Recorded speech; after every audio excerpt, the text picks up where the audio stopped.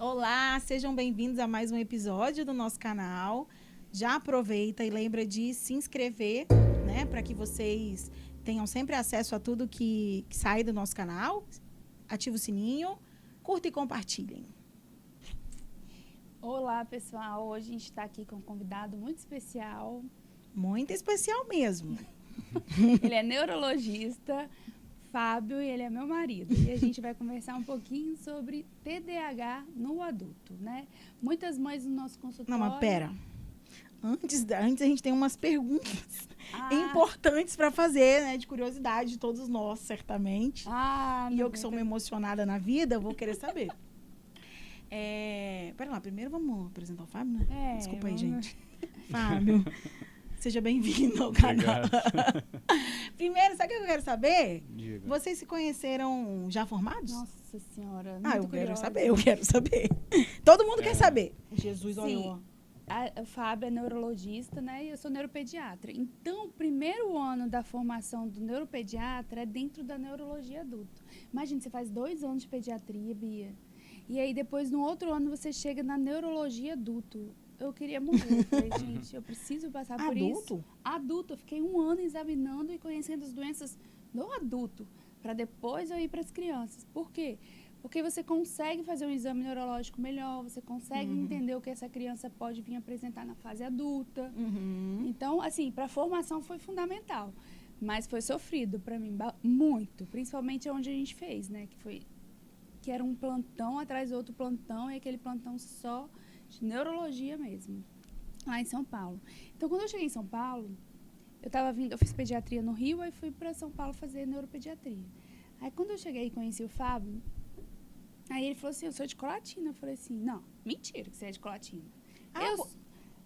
Nunca tinha visto ele em Colatina.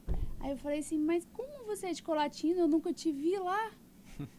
Aí ele, mas eu sou. Eu falei, não, você deve ser de São Gabriel. E você já conhecia ela? Tarana. Você também não conhecia? Não. Falei, ou você é de São Gabriel e Tarana, ali nos redores, e tá falando que é da capital. Do centro. Não, eu sempre morei no Brotas. Eu falei, não acredito. E a gente sempre estudou em escolas diferentes. Faculdade em escolas diferentes. E aí a gente foi se conhecer quando a gente fez a mesma escola. Então vocês conheceram lá? Conhecemos lá. A gente Aí casou lá. Tivemos vocês nossa se conheceram lá. E logo começaram a namorar? Logo. Apaixonou à primeira vista. Que lindo. Quase ficou vermelha. Mas foi. A gente namorou, noivou e casou em 1 ano e 2 meses. Gente! E talvez em 2 anos e meio a gente já tinha uma filha. Eu tinha casado, já estava com uma filha. Isso aí. Que maravilha! E vocês já estão juntos já tem quanto tempo? Fazer 12 anos esse ano do nosso casamento. E uma outra curiosidade. Vocês discutem muito casos? Muitos. Sim, Era mais no começo, né, amor? Assim, no começo, quando a gente Porque as áreas, Porque é a depois... mesma área, né?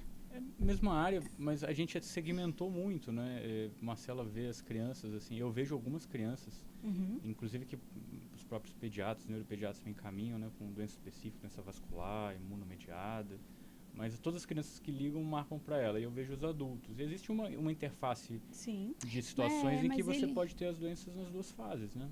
E ele também acompanha muito crianças que foram minhas, ficaram adolescentes, adultos. Tá chegando essa fase, né? Porque Gente, a gente voltou para Colatina em 2014. E aí vai fazer 10 anos que a gente está aqui. Fez 10 anos esse ano, em abril.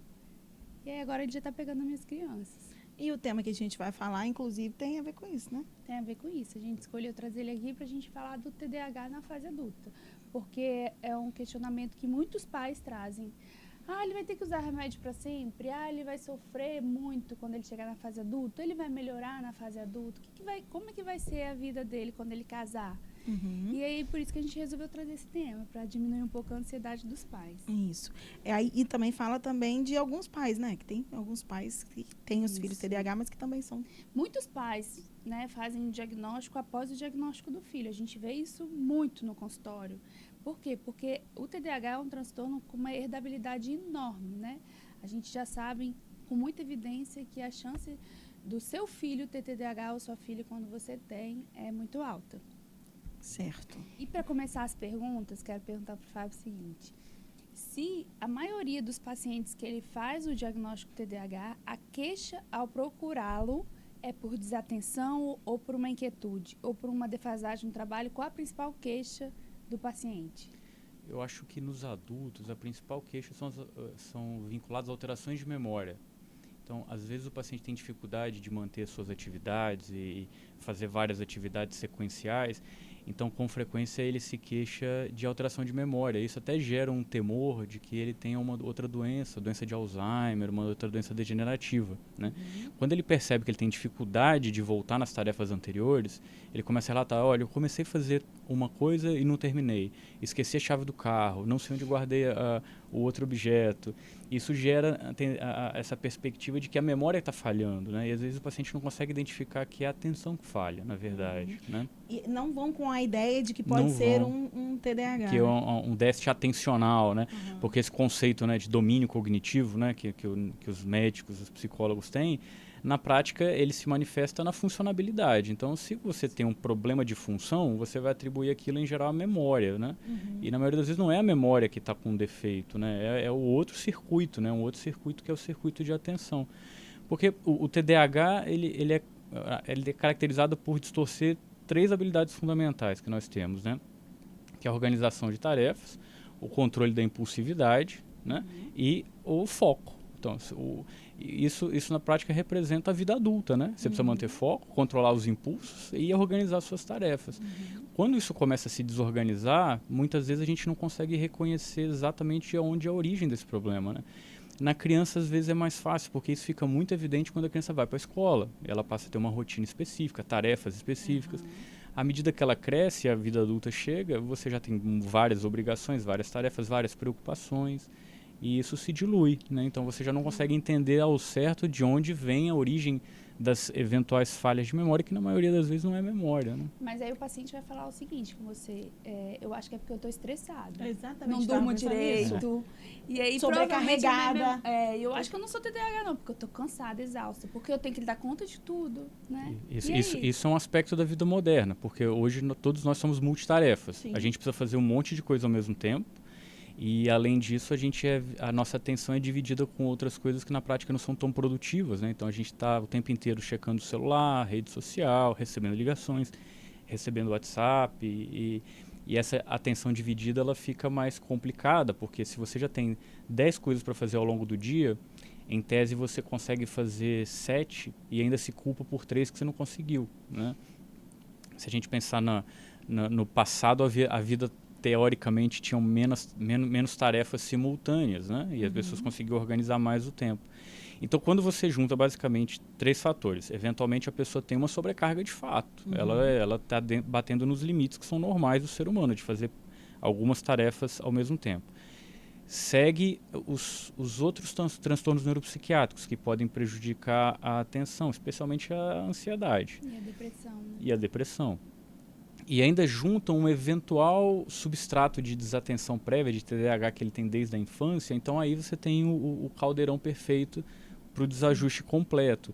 E muitas vezes essa pessoa que tinha um TDAH na infância e suplantou a maioria das dificuldades com a organização cognitiva, com as outras habilidades, quando ela se depara com um transtorno de ansiedade ou com depressão, então ela volta alguns degraus e aí começa a ter muita dificuldade de novo. E esse talvez é um desafio maior no adulto, em relação às crianças, porque a incidência de comorbidades é muito maior. Então, em determinado aspecto, a gente já não consegue mais separar o que é sobrecarga de trabalho, o que é ansiedade, o que de fato é o TDAH. Isso aí. E aí, eles vêm, é isso que eu percebo, assim, eu acho. Eles chegam no consultório, geralmente o TDAH entra com um diagnóstico secundário, né? A maioria das vezes ele chega com um diagnóstico possível de depressão e ansiedade, para depois você perceber que isso vem de uma disfunção lá desde o início. Vocês estão falando de mim? Vocês estão paralisados. E aí, como é que você faz para identificar? Você identifica o que está mais sobrepondo, o que está mais em sofrimento, para tratar primeiro? O primeiro ponto é que a gente precisa de uma entrevista muito completa. A gente precisa do histórico, a gente precisa de tempo. E nós, na medicina dos adultos, eventualmente temos a valiosa oportunidade de ter a mãe do lado na consulta, né? Eventualmente as mães vão com os adultos.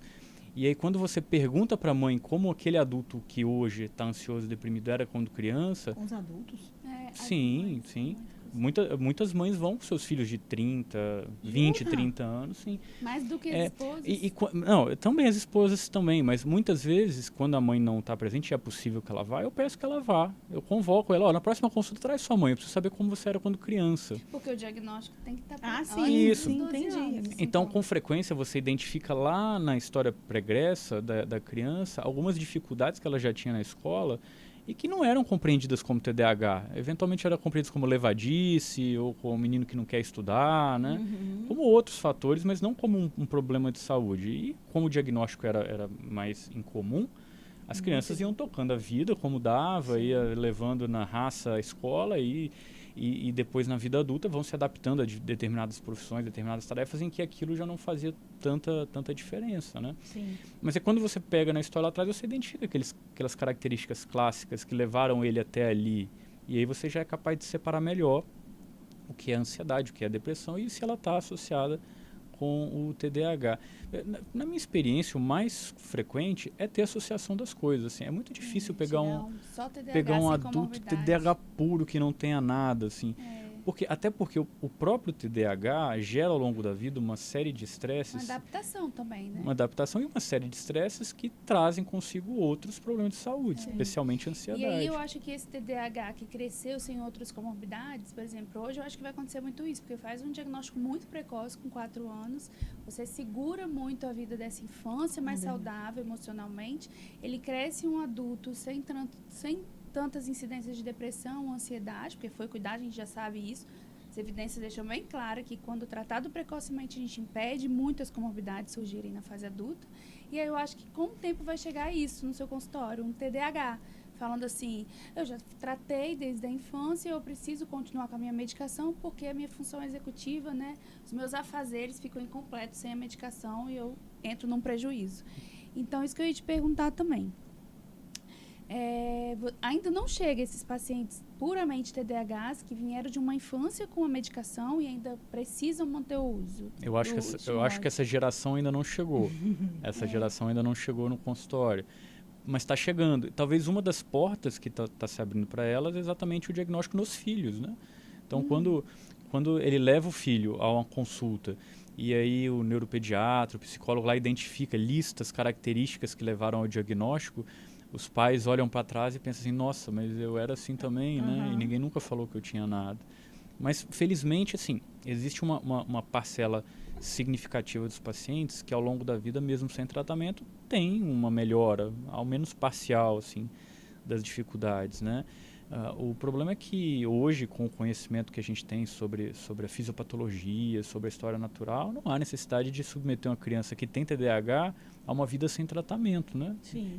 Vocês, inclusive, falaram aqui no podcast, eu vi o episódio em que você falou que o TDAH é a alteração neuropsiquiátrica que, obrigatoriamente, nós precisamos tratar com fármaco, né?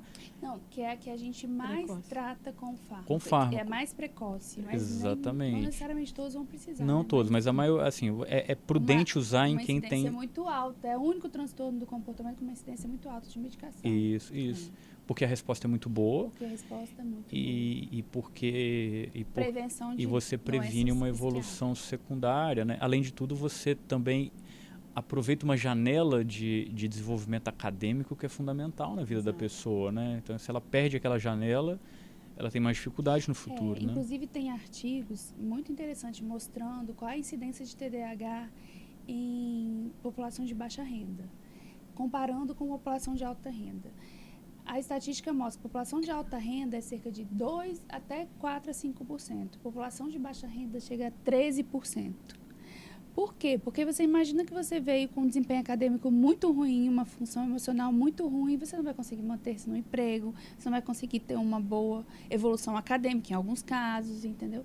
Vai trazer um prejuízo social. Então, isso gera uma oportunidade financeira bem menor, né? Convenhamos, assim, se você tem um problema de comportamento, você manter-se no emprego e ir ascendendo nesse emprego é muito mais difícil. Muito mais complexo. Então, esse tem mais um motivo da gente tratar de forma precoce, dar oportunidade para essa criança. Sim. E as queixas principais, assim, dos pacientes adultos com TDAH giram em torno da funcionalidade do dia a dia? Sim. Na maioria das vezes... Trabalho ou casa? Ou ambos? Os dois. Tem que ter os dois, né? Igual criança, tem que ter em casa e escola. Como tudo em neuropsiquiatria, existe um grande espectro, né? Então, tem pessoas que têm formas mais leves e que isso afeta o dia a dia, mas não de forma significativa do ponto de vista profissional, por exemplo. Assim, onde não lembro onde eu deixo a chave do carro, não acho o carregador de celular, minha esposa briga porque eu não tiro a toalha do lugar certo, e esse paciente ele tem algum comprometimento, mas tem funcionalidade boa. E no outro polo do espectro, você tem aquelas pessoas que de fato têm dificuldades profissionais, e isso gera um grande transtorno financeiro, inclusive, de crescimento individual, emocional. A diferença é identificar, do ponto de vista prático, qual espectro que o indivíduo está, quais são as comorbidades que ele tem e como a gente pode ajudar de uma forma prática, né? O primeiro ponto de ajuda que eu acho importante é a identificação da dificuldade do transtorno. É dar nome mesmo, né? Quando você pode dar nome e você indica do ponto de vista clínico, né, que existem critérios específicos, existem as escalas de pontuação, e você objetiva uma coisa que até então é absolutamente subjetivo, você traz para a própria pessoa o autoconhecimento e as ferramentas que ela precisa para se ajudar também. O que ela precisa fazer para se corrigir. E sabe o que eu acho, assim? Que diferente da infância, o diagnóstico na fase adulta, ele traz uma outra sensação, assim. Eu percebo na infância que, às vezes, com um diagnóstico desse, as famílias... É óbvio que é muito difícil receber um diagnóstico desse, né? Para as famílias é difícil, né? Gera um desespero, gera Como será?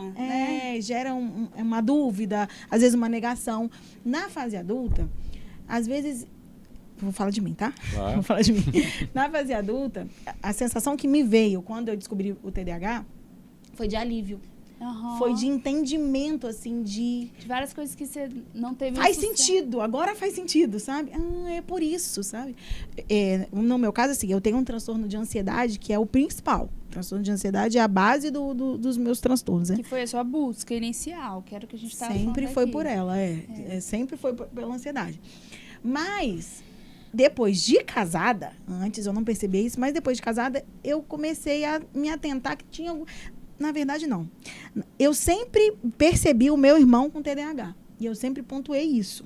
Meu irmão é muito clássico do livro, assim. Mas principalmente da parte da hiperatividade mesmo. Na família, até as pessoas brincavam que ele era onipresente. Porque ele estava aqui, e de repente ele já estava lá, daqui a pouco ele estava aqui. Bem clássico. E eu sempre pontuei isso. Gente, o meu irmão... Eu falo pra ele, Zé, você é um TDAH que não foi diagnosticado, não foi tratado. Só que ele é muito inteligente. Sempre foi muito inteligente. Então, na parte acadêmica, na parte de estudo, isso nunca atrapalhou a vida dele. Ele sempre deu conta de tudo. E hoje ele deve ter um emprego bem dinâmico. Vamos parar de falar dele. Exato. E aí, eu sempre pontuei, ele nunca olhei pra mim. Linda, né? Linda. Mas aí, um dia, numa consulta com a psiquiatra, eu pontuando algumas coisas, né? Falando, eu já cheguei listando, né? Eu tenho isso. E aí, ela falou no final, ela falou assim, você não acha que você tem TDAH? E aí que eu fui me atentar. Realmente, assim. Porque faz todo sentido. Mas eu nunca tive dificuldade... Mas o TDAH não é dificuldade acadêmica. Não, eu digo assim, nunca interferiu na parte acadêmica, porque é muito comum, principalmente lá atrás, na nossa época, essa interferência chamava muita atenção. Então, como não tive essa interferência, nunca me chamou tanta atenção, assim. Mas eu sempre fui aquela que deixava para fazer os trabalhos de última hora, e eu dava conta. Então, estava tudo perfeito. Exatamente. Né? Porque a demanda ainda não era tão grande, né? Mesmo grande. E aí, hoje em dia, quando eu leio muitas coisas que falam disso. A custo de muita interferência na saúde mental. Porque você deixa para a última hora, então você tem uma sobrecarga muito maior, um estresse muito maior. E, é Beatriz ali. Sempre foi muito isso, assim, né? Isso. O procrastinar, né? É muito do adulto também, né? O procrastinar. Da criança também, mas como ela tem a mãe lá, é mais difícil. No adulto, como ele não tem ninguém interferindo nessa função executiva, ele acaba tendo um prejuízo maior. E a criança também tem menos obrigações, Sim, né? Ela tem menos tarefas, assim. Ela procrastina a tarefa de casa, por exemplo, né? Sim. E ela vai pra rua brincar, ela faz outras coisas, né? Mas a procrastinação no adulto já é um problema muito maior, porque ele começa a procrastinar tarefas do trabalho, tarefas da vida pessoal e outras coisas. Isso vai acumulando os problemas e ele vai tendo cada vez mais dificuldade de gerenciar isso, né? E eu queria entrar muito nisso daí, no prejuízo conjugal, assim, prejuízo familiar, não né, esposa apenas, né, na família inteira. O que você observa? Isso é muito comum, né? Eu estava até comentando que é muito comum que a esposa leve o marido que acredita que não tem nada e que está tudo bem, né? E de fato ela sempre foi, e ela aprendeu por várias outras dinâmicas cognitivas a corrigir determinadas dificuldades e tocar a vida numa boa. Mas às vezes quem está ao lado nota essas falhas frequentes, essas dificuldades, eventualmente até um próprio sofrimento que a pessoa não percebe.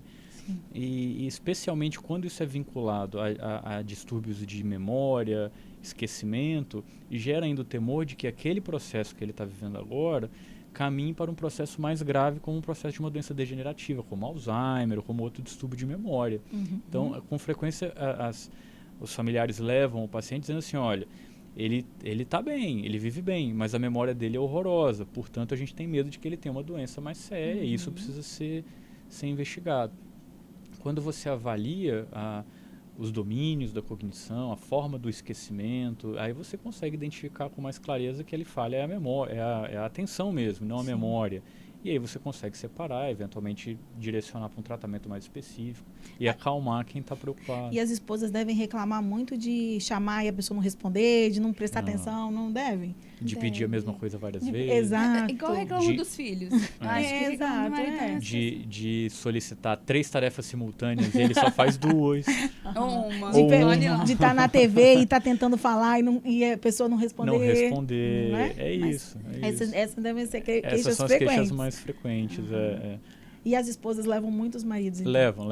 Elas levam maridos. Mas tem muitos conflitos também, né? Eu acredito que não é só queixas de atenção. Tem muito conflito de comportamento impulsivo. Sim, porque um dos componentes é a dificuldade de controle da impulsividade, né?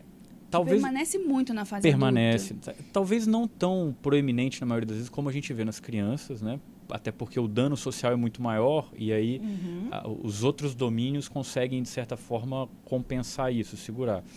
Mas num ambiente de mais proximidade, relacionamento mais íntimo, a impulsividade pode virar um problema, né? A pessoa pode falar coisas que ela não queria, pode talvez tomar atitudes que ela não deveria. Eventualmente isso gera, inclusive, problemas financeiros, eventualmente, por uma decisão que foi equivocada, né? Foi impulsiva. E aí sim, isso gera transtornos muito maiores, especialmente, né, no âmbito do casamento, no âmbito da família como um todo, né? Sim. E esses pacientes, depois que tratam os adultos, respondem muito bem, igual as crianças, a maioria, né, à medicação? Respondem muito bem. E aí vem um desafio, porque... O tratamento é similar? É semelhante. A gente usa fármacos psicoestimulantes, não psicoestimulantes, a psicoterapia, né? Mas aqui talvez o desafio maior seja que, às vezes, a gente trata o TDAH e as outras comorbidades por trás ainda emergem como um problema, né? Então, ou às vezes você tem que tratar a comorbidade antes do TDAH. Às vezes antes do TDAH. Então, muitas vezes o que a gente percebe, especialmente no paciente que vai iniciar o tratamento, é assim, olha, qual que é o objetivo principal no início? Assim, o que nós precisamos... O que está mais grave? Isso, o que nós precisamos atuar de primeiro. Então, a gente, de forma bem clara, negocia isso, né? Com o paciente, fala, olha, a gente tem aqui uma prioridade. Prioridade é o ataque a essa característica aqui. E aí, à medida que vai melhorando, a gente vai filtrando, entendendo melhor quais são os pontos mais importantes e vai modulando o tratamento. Então, não é incomum que o adulto com TDAH mais grave esteja tratando o TDAH e esteja tratando junto a ansiedade, a depressão ou outro transtorno. Então, às vezes, talvez é uma prescrição um pouco mais complexa do que a prescrição da criança, né, que a gente usa o psicoestimulante, que a criança responde super bem às vezes. Quando ela ainda não tem a comorbidade. Quando ela ainda não tem a comorbidade, mas é muito comum, né, que a gente faça as duas coisas. Então, e tem um outro aspecto importante, que é exatamente o que vocês estão fazendo, que é tornar a informação mais acessível às pessoas, né, que é a questão do autodiagnóstico, né? Então, a pessoa também começa a reconhecer vários traços, vários aspectos, né, da sua personalidade, das suas capacidades, do seu erro, como um possível diagnóstico. E aqui é um ponto que a gente precisa chamar a atenção.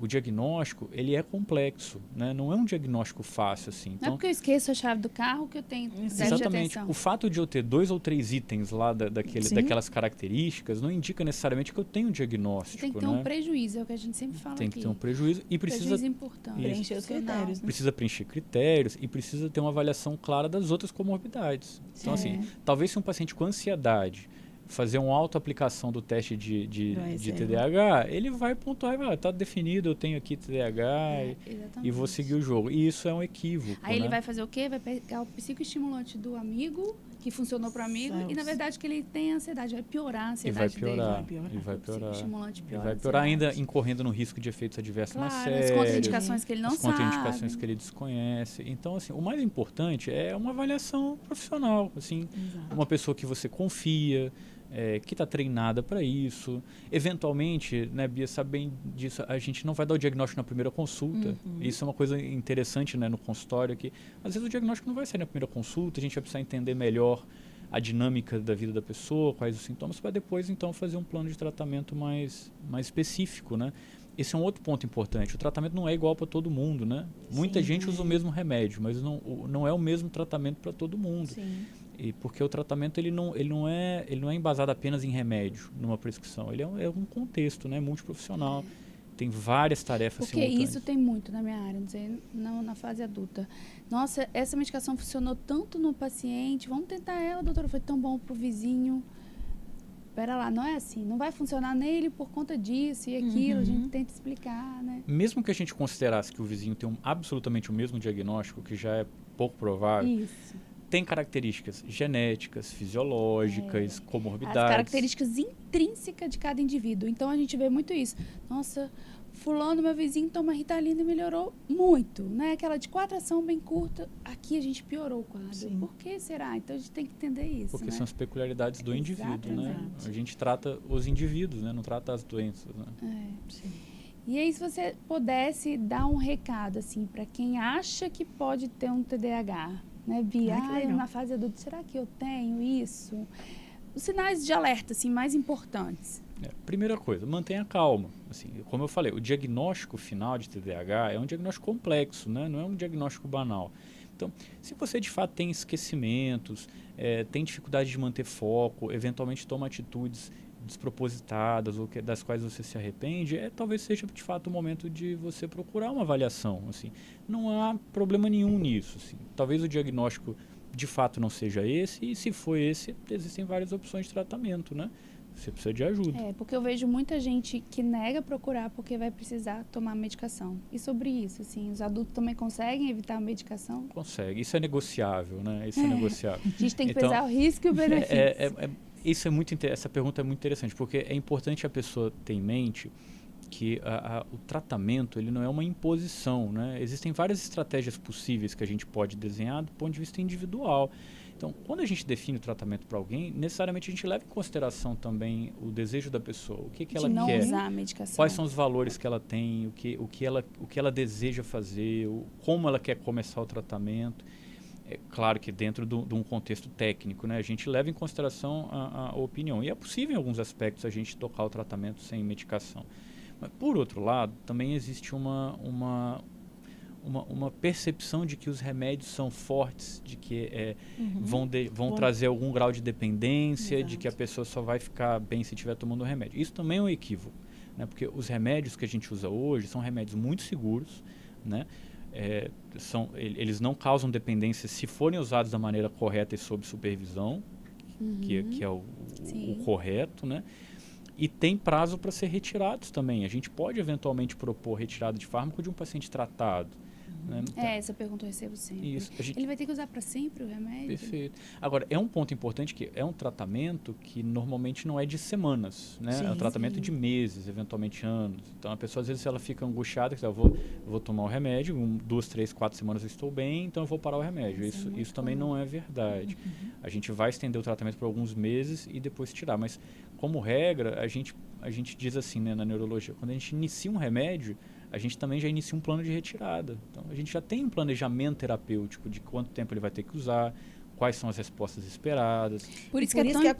consulta ela é tão importante, né? E ela Buscar deve um especialista é importante, né? Sim. Pra gente sanar E essas essa dúvidas. regularidade é muito importante porque a gente consegue, eu vejo muito isso, assim, a gente consegue tirar a medicação sem um sofrimento, dando certo, assim, de uma forma correta, no momento certo, né? Não naquele momento que eu tomei a medicação, fiquei bem, Sim. os 4 meses, igual o Fábio falou, vou retirar, vou ficar... esse é o fracasso, esses são a maioria E que lembrar retornam. também que o tratamento não vai ser só o medicamentoso, né? Não, Não. de jeito Você nenhum. tem que ir também aprendendo na sua terapia estratégias para lidar, né, com as dificuldades que você apresenta, né? E existem estratégias práticas, né? Que a gente Para adultos é, também, para né? adultos. Com certeza. Aliás, talvez esse seja o ponto mais importante. Assim, quando a gente fala no tratamento farmacológico, a gente está usando apenas um pilar de vários, né? Sim. Talvez o pilar que seja o primeiro a sair quando a pessoa estiver mais imediato. estável, de imediato. Então, a gente pode citar aqui basicamente como os pilares principais a terapia, a psicoterapia e a atividade física, que a gente esquece muitas vezes, né? sim. Como um dos auxilia. principais pilares de tratamento. Que eventualmente são os mais difíceis, né? E isso para adulto também a gente discute Modificação muito. de comportamento é difícil para Modificação, adulto Porque isso, também. exige modificação. a continuidade, É, né? constante. Modificação de Que é uma das dificuldades, né? A gente costuma conversar no consultório que é assim, ó, a parte fácil do tratamento é tomar o remédio. Você bota um alerta no celular, um horário uma vez por dia, toma seu comprimido, está resolvido. Mas a parte que de fato modifica a história natural da doença é a parte mais difícil, que é mudar os hábitos, Exato. treinar os pensamentos, requalificar a forma que você organiza a sua percepção do mundo, iniciar uma atividade física regular, essa dá trabalho, né? Mas é a que mais funciona E também. sabe uma coisa que eu observo? Eu acho que os adultos têm mais resistência com a psicoterapia do que as crianças, né?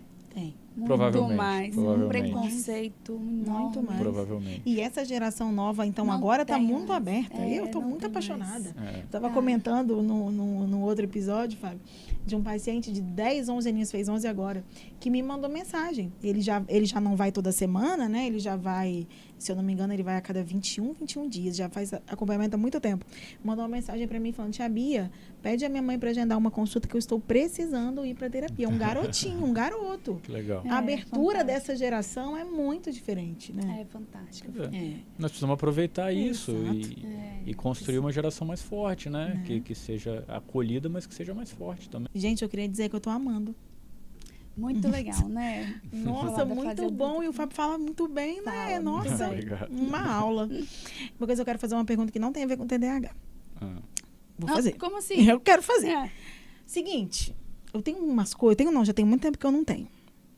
Vou aproveitar a sua Não é presença. consulta não hoje. Mas eu quero perguntar, Ah, me dá tá. licença.